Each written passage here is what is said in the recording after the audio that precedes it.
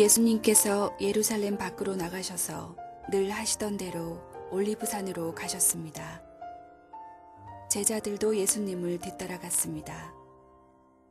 그곳에 이르셔서 예수님께서 제자들에게 말씀하셨습니다.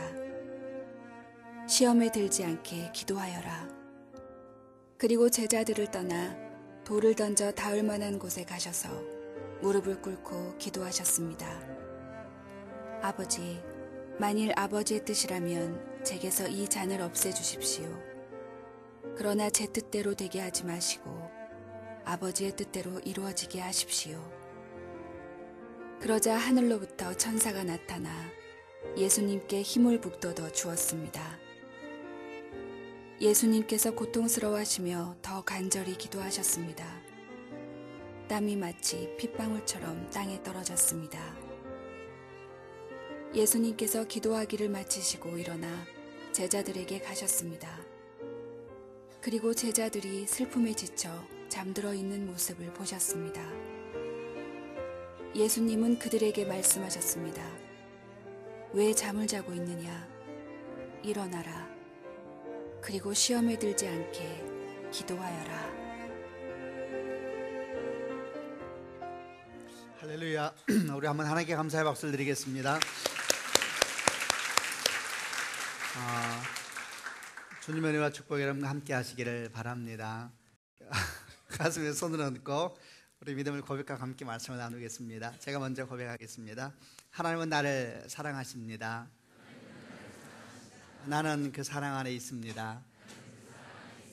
하나님은 오늘 나에게 말씀하실 것입니다. 그 말씀에 능력이 있습니다. 그 말씀에 생명이 있습니다. 내 마음을 하나님께 열겠습니다.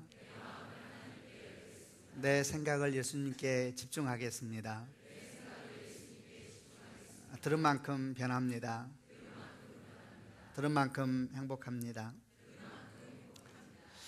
설교를 준비하다 보면 저는 이제 목사다 보니까 참 이렇게 힘든 본문이 있습니다. 주가 많이 힘들었습니다.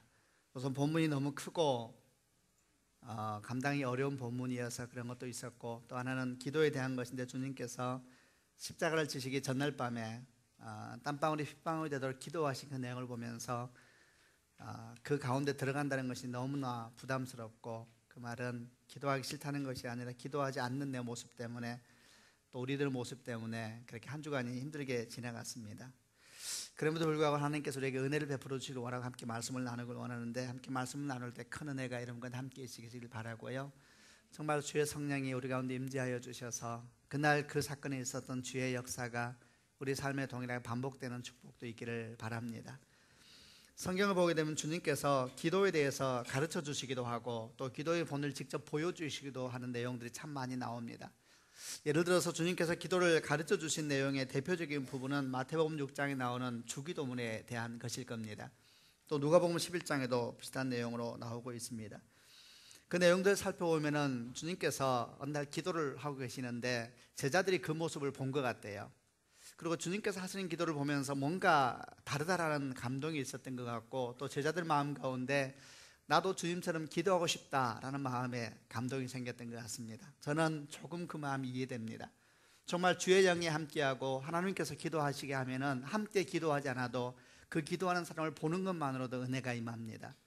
내가 기도하지 않는데 그 기도의 소리를 듣는 것만으로 내 영혼이 울기 시작하고 내 영혼도 주 앞에 나아가는 것을 경험할 때가 많습니다. 수년 전 이야기인데 영상을 하나 보게 되는데, 그 영상은 아프리카에서 일어나는 하나님의 성령의 역사에 대한 것들을 기록해 놓은 선교단체에서 만든 영상이었습니다. 그 영상을 보는데 하나님께서 막 기름을 부으시고 나라를 구원하기 위하여서 그들을 돕기 위하여서 역사를 하시는데, 많은 분들이 동서남북에서 목숨을 걸고 모여서 기도를 하는 모습을 영상으로 찍어 놓은 거예요.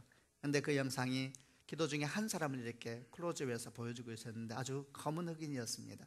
정말 가난해 보이고 그런 흑인인데 통곡하면서 우는 장면의 영상을 찍어 놓았는데, 저는 그 영상을 보면서 감당할 수 없는 하나님의 임재를 막 느꼈습니다.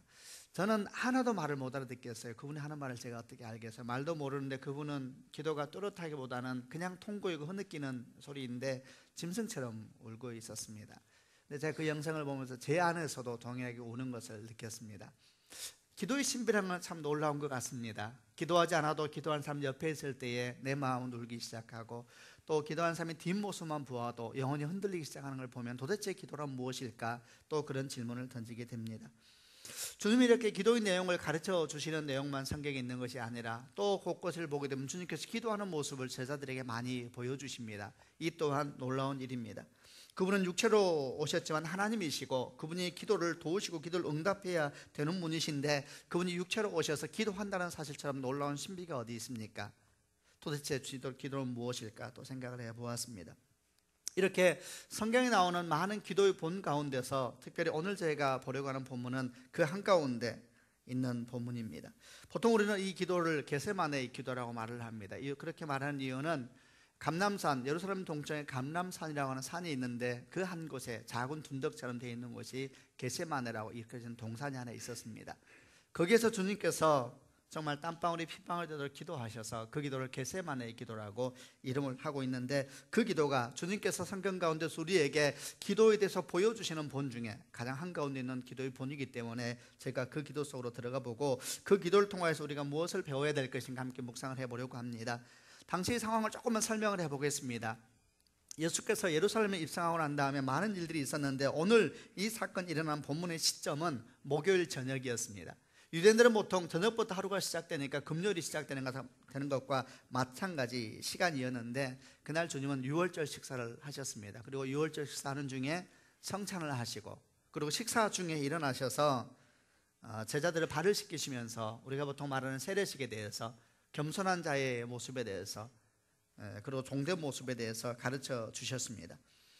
이렇게 식사가 끝나고 난 다음에 주님은 제자들과 함께 장소를 이동하시는데, 그 장소를 이동한 장소가 감람산이라고 일컬어지는 산에 갔습니다. 그리고 그곳에서 기도하는 모습을 보여주는데, 이 모습이 굉장히 독특합니다.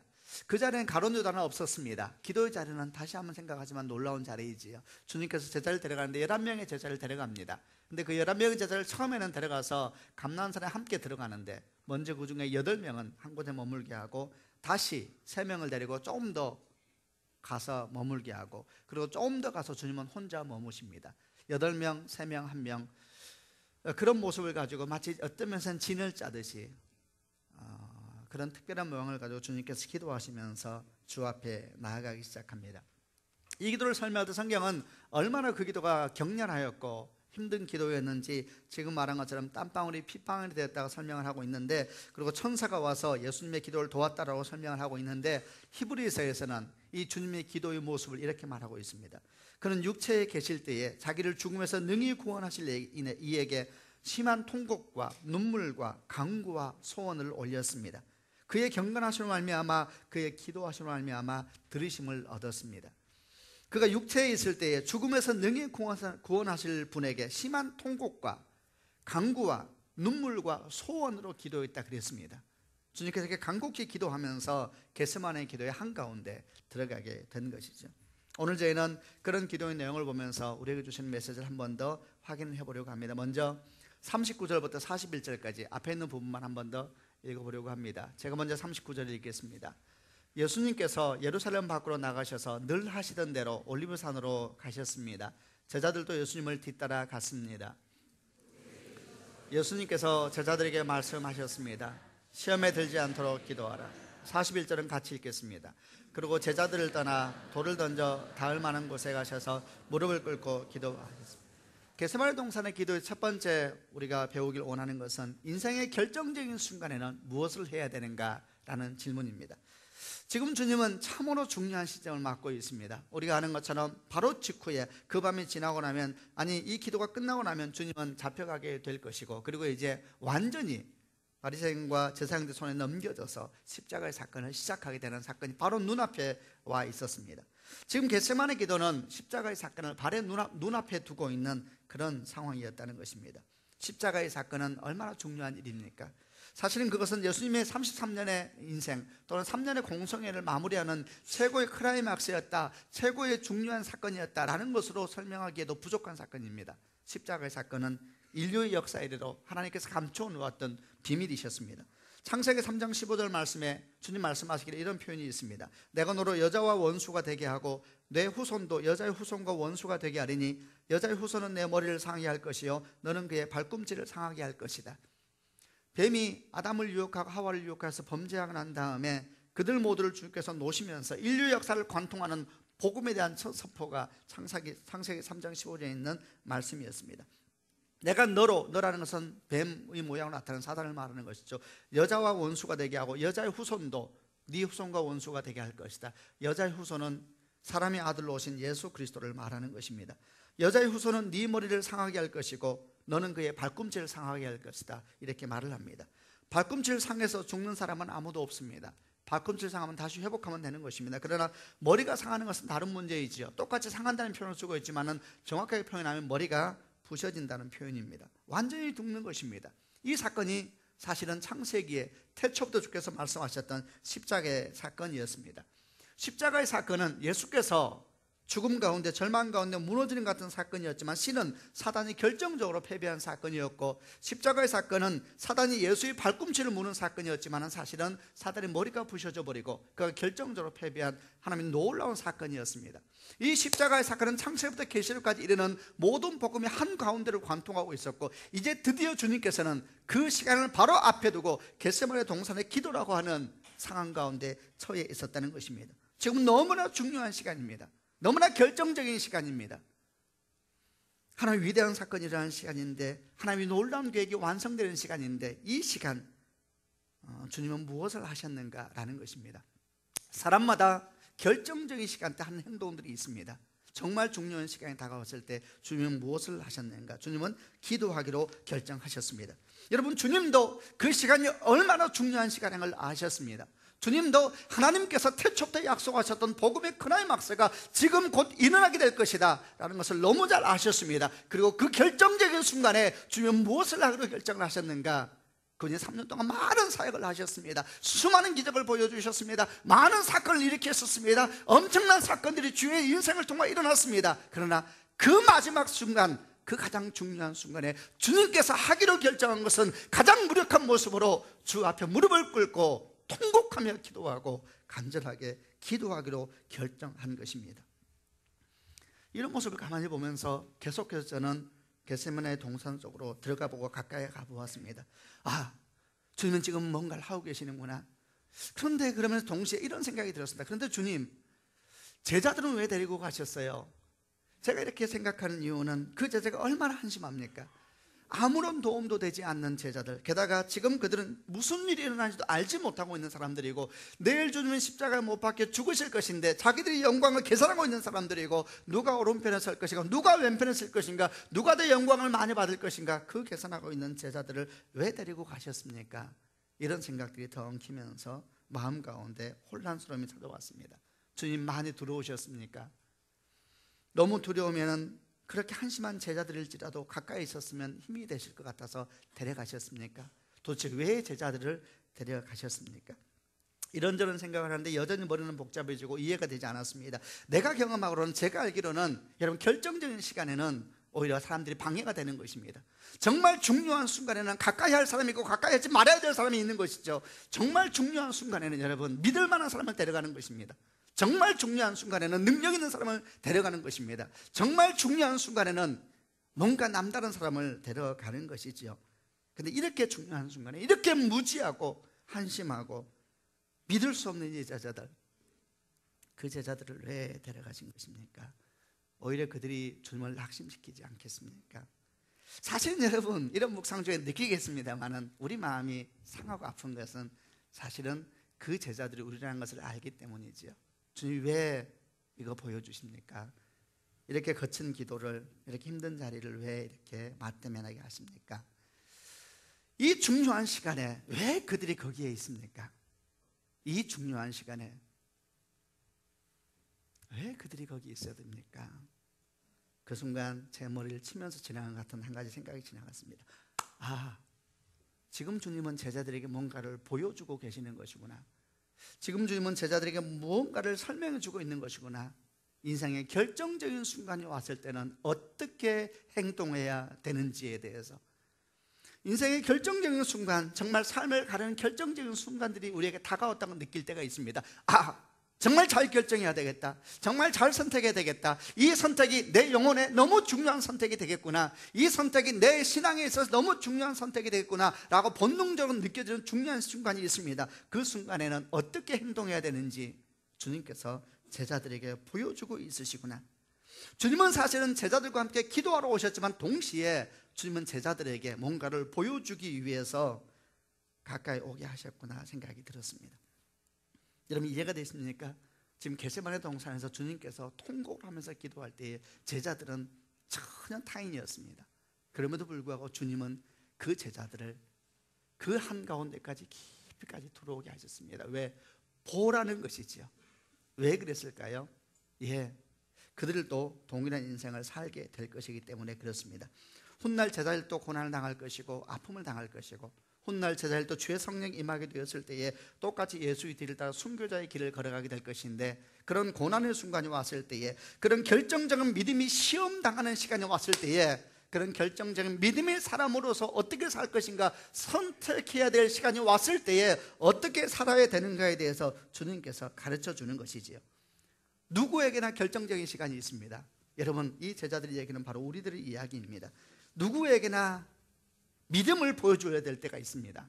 누구에게나 내 인생이 아주 중요한 시간이구나 라고 느끼는 믿음의 전환점이 있다는 이야기입니다. 어떤 사람에게 그 시간은 순간 지나가기도 하고, 또 어떤 사람은 긴 여정이기도 합니다. 어떤 사람은 그 기간이 고난으로 나타나기도 하고, 어떤 사람은 그 기간이 큰 유혹으로 나타나기도 합니다. 분명한 사실은 그 시간을 지나면서 그 시간의 선택이 그의 영혼의 생명을 선택하게 할 수도 있다는 것이고, 그 순간의 선택이 내 믿음의 정체를 보여주는 순간이기도 한다는 것입니다. 우리 믿음의 정체는 도대체 언제 드러날까요?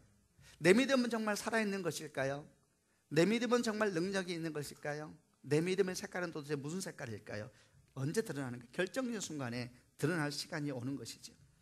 다윗 같은 경우에는 그 결정적인 시간이 인생에 계속해서 반복을 했습니다. 예를 들면 그 중에 하나가 그가 밧세바를 범하고 그의 남편 우리아를 죽게 하고, 그리고 온 세상에 다 자기 것이 된 것 같은 그런 상황 속에 왕의 보좌에 앉아 있을 때, 어느 날 선지자 나단, 무력하고 힘없는 하나님의 사람 나단이 와서 다윗에게 그의 범죄함을 지적하기 시작합니다. 그리고 그 순간 다윗은 인생이 굉장히 중요한 전환점에 놓이게 되었던 것이죠. 죽일 수도 있었고, 죽여서 그의 입을 막을 수도 있었죠. 그게 한두 번 한 일입니까? 이미 했던 일이지요. 그러나 다윗에게 남아있던 영적 감각은 그 순간이 얼마나 중요한지를 알았나 봐요. 그런 그 순간 죽이는 대신에 자기 자신이 죽기로 결정하지요.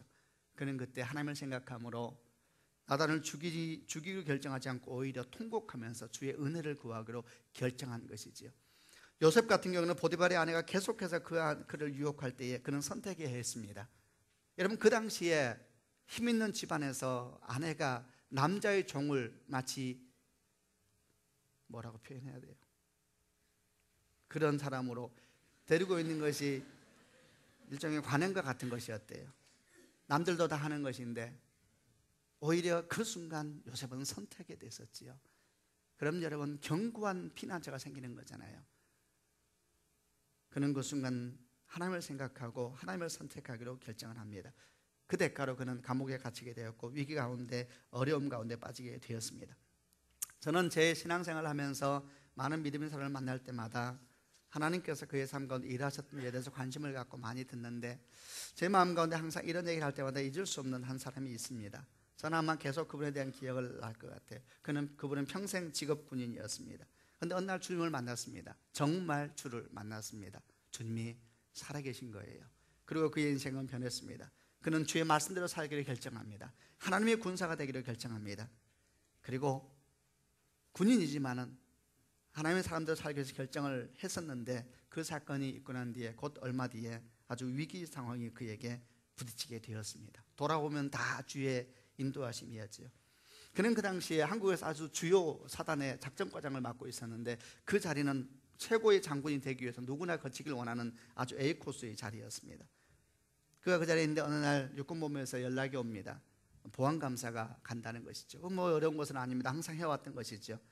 보안감사를 준비하는데 준비하는 중에 큰 문제가 생긴 것을 알게 됩니다. 그것은 그들이 관리하고 있었던 비밀 문서 중에 하나가 없어지게 된 겁니다. 군인이 비밀 문서를 잃어버린 것은 굉장히 중요한 일입니다. 그러나 별로 걱정하지 않았습니다. 왜냐하면 그 문서는 원래 그들이 만들어서 비밀 문서로 등재한 것이기 때문에 잃어버릴 리가 없다고 생각해서 계속 찾습니다. 그러나 보안감사의 시간이 다가오는데 끝내 아무리 찾아도 서류가 나타나지 않습니다. 이분은 하나님께 기도했습니다. 기도원을 가서 금식하면서 주께 구하였습니다. 그러나 기도원에서 금식하고 돌아와도 아무리 찾아도 비밀 문서는 나타나지 않았습니다. 이제 곧 보안감사가 다가오는데 그는 큰 갈림길에 서게 되었을 때에 그의 부하 장교 한 명이 들어와서 이렇게 말을 했습니다. 과장님, 걱정하지 마십시오. 우선 제가 문서를 하나 더 만들겠습니다. 그리고 그 문서로 우선 제가 보안감사를 잘 치르겠습니다. 그러한 다음에 반드시 그 문서를 찾을 테니까 걱정하지 마십시오. 그러면서 조금 있다가 이 부하 장교가 똑같은 비밀 문서를 만들어서 그분 앞에 책상 위에 놓고 나갔다고 합니다. 그분이 그 문서를 보면서 기가 막혔다고 합니다.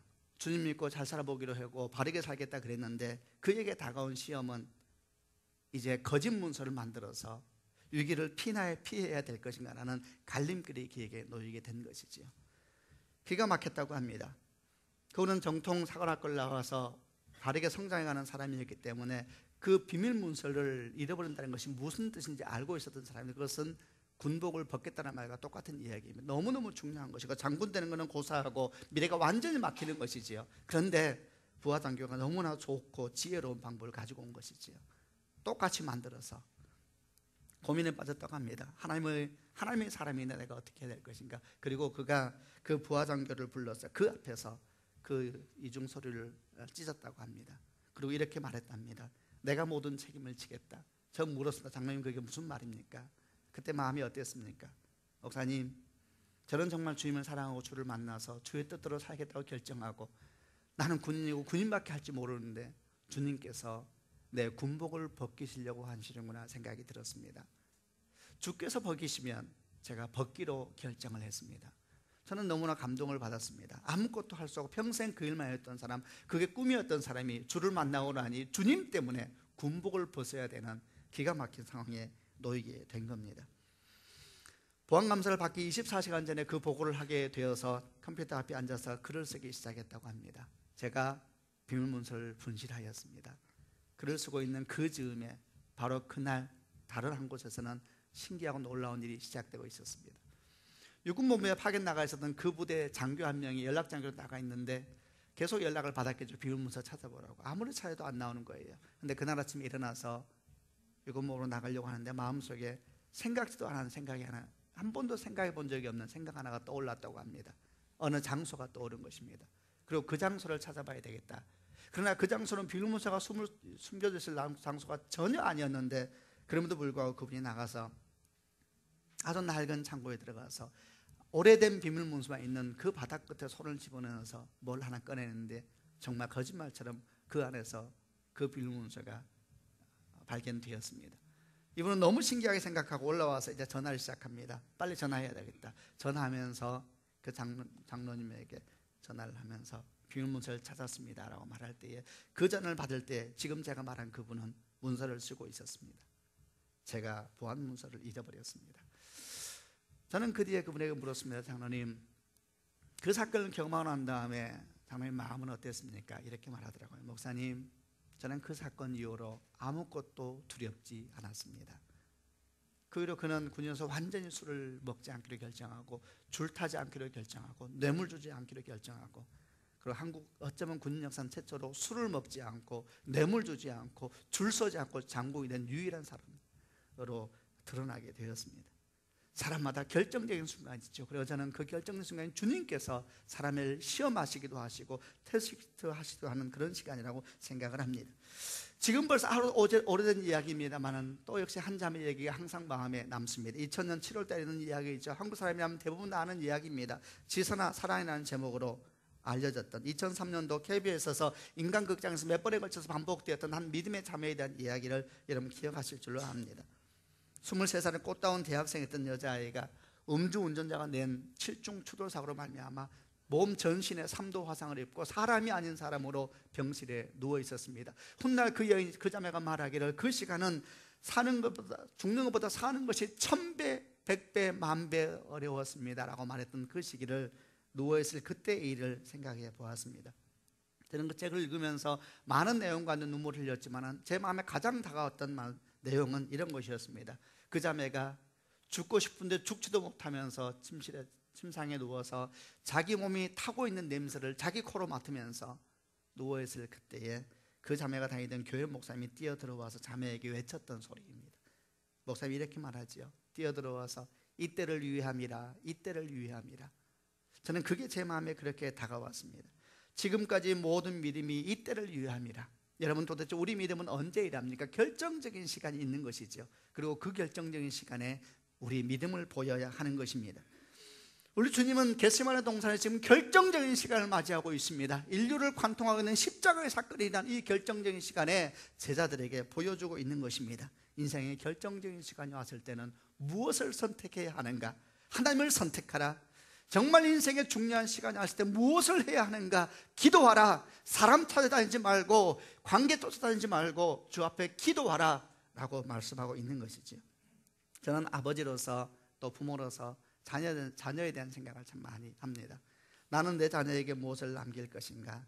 나는 내 자녀에게 무엇을 유산으로 남길 생각할 때마다 제 마음 가운데 제 사랑하는 친구 여우소 목사님이 했던 얘기를 항상 제가 기억을 합니다. 제가 조금 전에도 물어봤어요. 기억하냐고. 여우소 목사님 아버님이 생전에 계실 때 잘 살았대요. 근데 아버지가 사업을 하셨는데 사업을 하다가 부도 나셨나요? 어려움에 처해서 큰 집에 살다 작은 집으로 옮기게 됐었다고 합니다. 근데 이제 아버님이 그 전날 모든 가족을 다 집으로 옮기고 난 상태에서 그 다음날 이제 딱지가 들어오는 거예요. 그 딱지가 들어오는 날 아버님이 여우소 목사 아들을 데리고 그 딱지를 붙이는 그 집에 가서 딱지 붙이는 걸 보게 했다는 거예요. 그리고 아들한테 말했다는 거예요. 아버지가 실수해서 이렇게 됐다. 그러나 어깨 펴라, 당당하라. 저는 여러분 그 얘기를 들으면서 그냥 너무너무 부러웠습니다. 저는 아비 없이 자란 사람이기 때문에 너무너무 부러웠습니다. 아, 그게 아버지구나. 결정적인 때에는 어떻게 행동해야 되는지. 그리고 난 다음에 저는 많은 생각을 하게 되었습니다. 그렇구나. 나도 내 아들에게 무엇을 유산으로 남길까? 내 삶이 위기가 오고 삶의 아픔이 오고 십자가를 져야 될 것 같은 어둠의 밤이 왔을 때 나는 내 아들에게 어떤 아버지로 서 있을까? 내 안에 분노가 일어나고 상처가 춤을 추려고 할 그때에 나는 내 아버지, 내 아들 앞에서 어떤 아버지로 서 있을까? 내 자녀들이 나를 보면서 인생을 배워가고 아, 결정적인 때는 저렇게 행동하는 것이구나 라고 배우고 훗날 그 또한 그렇게 살아가게 될 것인데 내가 어떤 모습을 보일 것인가, 이런저런 생각을 많이 하게 되었습니다. 사랑하는 여러분, 겟세마네 기도를 많이 기억하시길 바랍니다. 결정적인 때에 주님은 제자들에게 어떤 인생을 살아야 되는가에 대해서 몸으로 실적 보여주고 계십니다. 여러분은 결정적인 때에 어떤 사람입니까? 두 번째, 오늘 주님의 기도에서 배우게 되는 것은 나에게도 영적 겟세마네가 있는가라는 질문입니다. 지금 제가 여러분 겟세마네 상황을 좀 설명해 드렸는데 상황은 훨씬 더 심각합니다. 엄청난 상황입니다. 하늘과 땅이 부딪히고 있고 하나님과 사단이 부딪히고 있습니다. 있을 수가 없는 일이지요. 사단은 하나님의 아들 예수님을 유혹하고 있고 그 유혹은 감당할 수 없는 두려움으로 예수님을 덮고 있었습니다.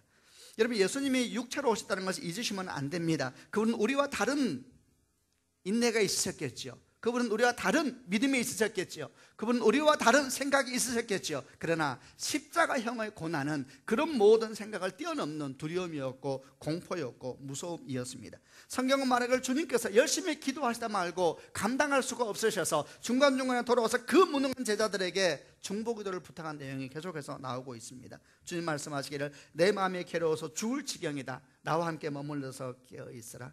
천사가 나타나서 힘을 도와주어야 했었고 땀방울이 핏방울이 되기까지 감당할 수 없는 슬픔과 아픔 속에서 기도했다라고 성경은 말하고 있습니다. 여러분, 이 상황을 묵상해보고 이 자리에 나가게 되면 한 가지를 알 수가 있습니다. 주님은 지금 정서적으로, 육체적으로, 감정적으로 완전히 물처럼 녹아져 버리는 상태입니다. 너무나 힘들고 너무나 지쳐 있어서 실제로 나중에 주님께서 십자가에 못 박히시고 죽는 시간이 너무나 빨리 돌아가십니다. 놀라서 로마 군사대 가서 확인할 정도로 빨리 돌아가셨지요. 주님은 육체적으로 그리고 정서적으로 내면적으로 완전히 물처럼 녹아졌고 촌농처럼 흐려졌고 죽을 것 같은 상황 가운데 놓여 있었다는 것입니다. 그런데 그런 주님께서 기도하는 모습을 보여주시면서 그 기도하시는 주의 모습을 설명하시는 성경 본문 가운데 보석 같은 한 문장이 나옵니다. 그 문장은 이렇습니다. 예수께서 예루살렘 밖으로 나가셔서 늘 하시던 대로 올리브산으로 가셨습니다. 제자들도 예수님을 뒤따라 갔습니다. 저는 이 말씀 가운데서 제 눈에 확 띄었던 것은 늘 하시던 대로, 또 다른 성경은 습관에 따라라고 표현되어 있지요. 여러분, 모든 것이 다 한 몸을 멈춰버리고 무너질 때가 있습니다. 인생이 너무나 큰 고난이 오면 아무도 분별력 없습니다. 그런 사람이 어디 있습니까? 인생이 너무나 큰 아픔을 맞이하게 되면 여러분, 누가 자기를 절제하면서 바른 길을 선택할 수가 있겠습니까?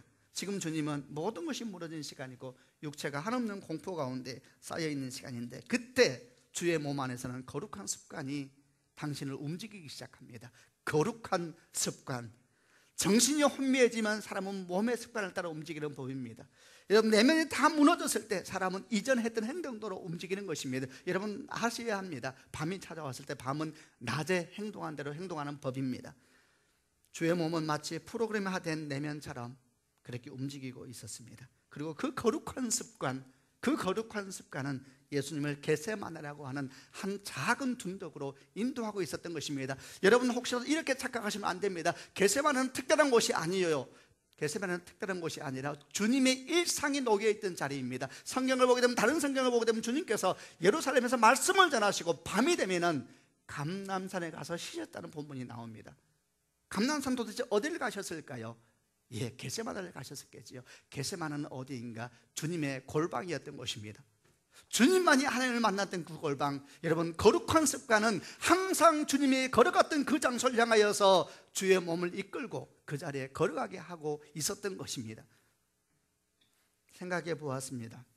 우리 삶 가운데 위기가 올 때에 여러분, 아무도 분별력을 말할 수 없을 때가 올 수가 있습니다. 위기가 오고 어려움이 올 때에 우리는 어떻게 나아가야 될 것인가? 그때를 위하여서 여러분, 거룩한 습관을 만드셔야 합니다. 내 감정보다 더 나를 이끌 수 있는 거룩한 습관. 저는 이 얘기할 때마다 또 생각나는 그림이 하나 있습니다. 언젠가 보았던 그림인데 좋아서 제가 그대로 카피해서 제 노트에, 제 컴퓨터에 세이브해 놨습니다. 청와대에 있는 경호원들이 훈련에 대한 내용들이었습니다. 청와대는 대통령 경호원들은 대통령을 보호하는 것이 그들의 목적이라고 합니다. 그들의 목적은 총알이 오면 피하는 것이 아니라 총알을 몸으로 맞는 것이, 훈련시키는 것이 그들의 훈련 목적이라고 적혀 있었습니다. 그런데 문제는 사람이 극단적인 상황에 처하게 되면 분별력이 일하는 것이 아니라는 거예요. 사람이 극단적인 상황에 처하게 되면 이성이 일을 못한대요. 그때는 본능이 일을 한답니다. 본능은 총알을 피한대요. 그럼 어떻게 해야 되느냐? 그 본능을 이기기 위한 훈련을 한답니다. 너무 멋지지 않아요? 좀 멋졌어요. 어떻게 본능을 이기게 하는 훈련할까요? 그게 몸이 자기의 본능보다 먼저 움직이도록 계속 훈련하는 거예요. 그럼 여러분, 인생이 변하게 되는 것입니다. 그래서 나중에 총알이 나왔을 때 모두가 다 고개를 숙일 때 경호원들은 몸을 날려서 그 총알을 맞는다는 거예요. 여러분, 도대체 우리는 누구입니까? 우리 주님은 지금 모든 것이 촌농처럼 녹아진 상황입니다. 여러분, 주님이 우리와 남다르니까 그때도 눈이 반짝거렸을까요? 저는 그렇게 생각하지 않습니다. 그분은 핏빛 가운데 들어갔습니다. 여러분 알잖아요. 십자가의 승부는 십자가에서 이루어지지 않았잖아요. 겟세마네에서 이루어졌잖아요. 십자가의 아픔은 십자가에서 시작된 게 아니잖아요. 겟세마네에서 시작됐잖아요. 그분은 촌농처럼 녹아졌습니다.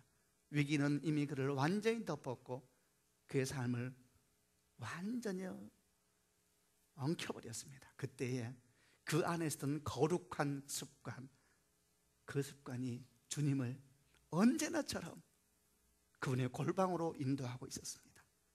그 골방이 겟세마네라는 곳입니다. 또 생각해 보았습니다. 주님, 내게는 영적 골방이 있습니까? 내가 정말 위기에 처했을 때에 하나님, 내가 어디로 가야 됩니까? 라는 분별력을 상실했을 때에 하나님, 저 뭐 해야 합니까? 그런 두려움이 생길 때에 내 몸이 마치 내 안에 있는 프로그램을 하던 그 어떤 것처럼 흘러가서 찾아가는 그 골방이 나에게 있습니까? 여러분, 우리는 그 골방이 있습니까? 생각해야 됩니다. 그리고 만약에 없다면 만드는 연습을 시작해야 됩니다. 골방은 어떻게 만드는가? 겟세마네는 언제 만드는가? 여러분, 겟세마네는 십자가가 왔을 때 만드는 것이 아닙니다. 그 전에 평안하다 느낄 때에, 참 인생에 감사하다 느낄 때에, 그때에 겟세마네를 만드는 훈련을 시작해야 됩니다. 기도의 자리를 찾으셔야 합니다. 여러분만의 골방의 자리, 훗날 그 자리가 여러분을 살리게 될 겁니다. 거룩한 습관을 만들어 가십시오. 내 본능을 거스릴 수 있는 위대한 힘, 내 욕망을 거스릴 수 있는 위대한 힘, 그 힘을 만들어 가십시오. 그리고 훗날 우리 욕망이 나를 누르려고 할 때에, 내 본능이 나를 쥐어잡으려고 할 때에 내 안에는 거룩한 습관이 나를 주 앞에 데리고 나아가도록 여러분 훈련하시는 축복이 있기를 바랍니다. 세 번째, 겟세마네 기도에서 배우게 되는 세 번째는 주님의 마지막 영적 전쟁은 기도의 자리를 지키는 것이었다라는 것입니다.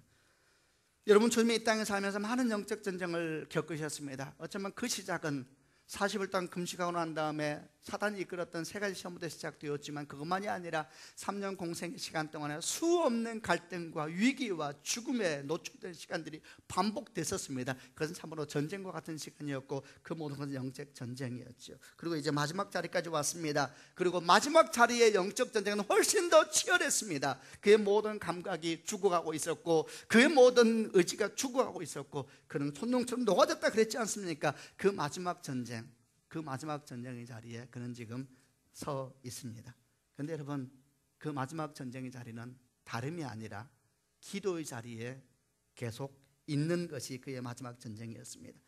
주님의 마지막 전쟁은 기도의 자리를 지키는 것이었습니다. 기억하십시오. 마지막 전쟁은 돈의 전쟁이 아닙니다. 마지막 전쟁은 힘의 전쟁도 아닙니다. 마지막 전쟁은 성경 지식의 전쟁도 아닙니다. 마지막 전쟁은 능력 전쟁도 아닙니다. 마지막 전쟁은 기도의 자리를 내가 지킬 수 있을까? 여러분 아시지요? 기도 없이 좋은 일을 할 수 있습니다. 기도 없이 말씀도 볼 수 있습니다. 기도 없이 눈물 흘리며 예배도 할 수 있습니다. 그러나 결코 기도 없이 십자가를 질 수는 없습니다. 기도 없이 다 할 수 있습니다. 여러분, 저는 목사가 되어서 살면서 이런저런 생각 때문에 많이 힘이 듭니다. 여러분, 제가 마음이 낙심이 되고 죄의 죄로 말미암아 무너질 때에, 여러분 그래도 저는 설교할 수 있었습니다. 그래서 저는 예배하면서 울 수 있었습니다. 그런데 기도는 못하겠더라고요. 기도가 막히는 거예요. 여러분 다 할 수 있었습니다. 근데 기도는 못하겠더라고요. 그래서 기도의 자리를 지킨다는 것은 얼마나 치열한 영적 전쟁인지 모릅니다.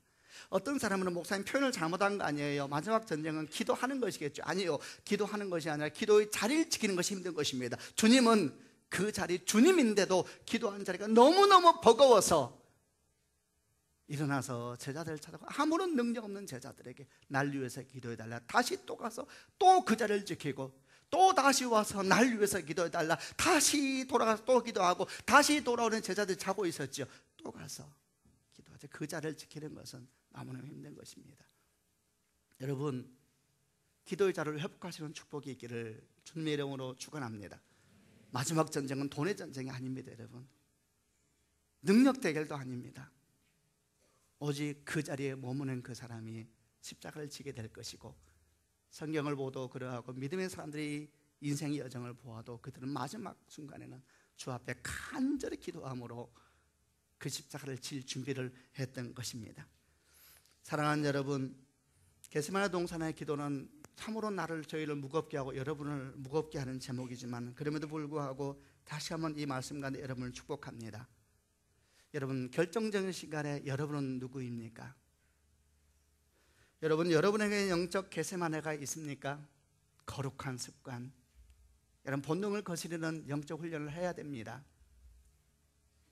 마지막으로 여러분, 마지막 전쟁은 그 어떤 전쟁도 아니고, 성경에 나온 그대로 십자가를 질 수 있을까요? 고난을 지나 영광을 볼 수 있을까요? 정말 우리는 부활에 참여할 수 있을까요? 그것은 기도의 전쟁입니다. 새벽 예배 나오세요. 여러분, 금요예배 나오시고 수요예배 나오시고 나와서 여러분만의 기도의 자리를 차지하세요. 여러분 방 안에서 집에서 할 수만 있다면 골방을 만들어 가세요. 골방은 여러분 여러분만 만드는 곳이고 하나님과 여러분과의 비밀만이 있는 곳입니다. 그곳에서 기도해 나갈 때에 하나님께서 마침내 여러분을 부활의 영광 가운데 십자가의 아픔을 마땅히 지나갈 수 있는 능력의 사람으로 세우시는 축복이 있을 것입니다. 그런 축복이 있을지어다. 같이 한번 기도하겠습니다. 가슴에 한번 손을 얹어 보시기를 바랍니다. 여러분에게 질문하겠습니다. 여러분은 결정적인 때에 누구입니까? 여러분은 겟세마네가 있습니까? 여러분의 욕망이 여러분을 이끌려고 하고 여러분의 본능이 여러분을 누르려고 할 때 여러분은 무엇을 합니까? 여러분 안에 거룩한 습관을 달라고 기도하시길 바랍니다. 겟세마네는 십자가 앞에서 만드는 자리가 아니고 여러분이 참 평안하다 감사하다 바로 그때에 시작해 될 영적인 작업입니다. 여러분 마지막 전쟁은 기도의 자리를 지키는 겁니다. 기도의 자리를 잃어버린 분들 기억하시길 바랍니다. 주여 내가 다시 회복되게 하여 주옵소서. 하나님, 제가 겟세마네 기도의 주님을 다시 한번 경험하게 하여 주시고 그 자리 가운데서 하나님 내가 부활의 영광까지 이르게 하여 주시옵소서. 가슴에 손을 얹고 하나님 주신 각자의 마음을 따라서 함께 기도하십시다. 기도하겠습니다. 살아계신 아버지 하나님, 겟세마네의 기도, 십자가